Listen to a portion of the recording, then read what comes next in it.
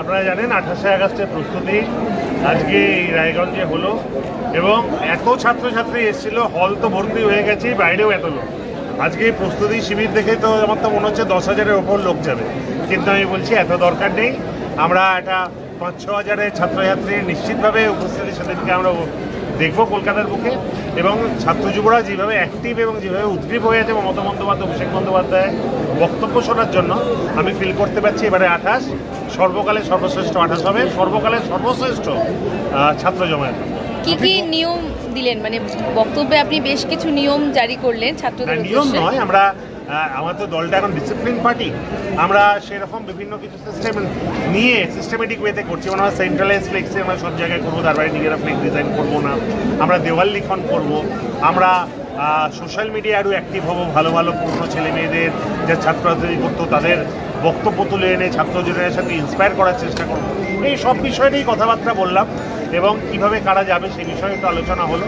আমার জেলা সভাপতি রুন্তু আছে, আমার প্রাক্তন সভাপতি অনুজ ছিল, মুকসুদ বিজয় সহ আমার সকল জেলার নেতৃত্বরা ছিল, ইউনিভার্সিটি লিডারশিপরা ছিল। আমরা সকলকে মিলে ব্লক টাউন প্রেসিডেন্ট, কলেজের দায়িত্বপ্রাপ্ত সকলকে নিয়ে একটা মিটিং করলাম, মাদার লিডারশিপরাও ছিল। আমি সকলকে ধন্যবাদ জ্ঞাপন করি এবং আমি উত্তর দিনাজপুর নিয়ে ভেরি কনফিডেন্ট। আপনি একটা যে বললেন পূজার পর ভোট হতে পারে এরকম একটা বার্তা দিলেন, কি বলবেন বিষয়টা নিয়ে? দেখুন, সেটা তো আমার ঘরোয়া মিটিং, আমি ঘরোয়া বার্তা দিয়েছি, সেটা আপনার মিডিয়ার সামনে বলতে আমার উচিত নয় বা বাধ্য নয়, কিন্তু আমি এইটুকুনি বলতে পারি যে আমি আমার প্রত্যেকটা ছেলে মেয়েকে রেডি রাখছি, যেহেতু আমি আমার নেতৃত্বকে কথা দিয়ে এসেছি এবং আমরা জানি আজ বললে কালকের জন্য আমরা তৈরি, এবং এটাই বাস্তব।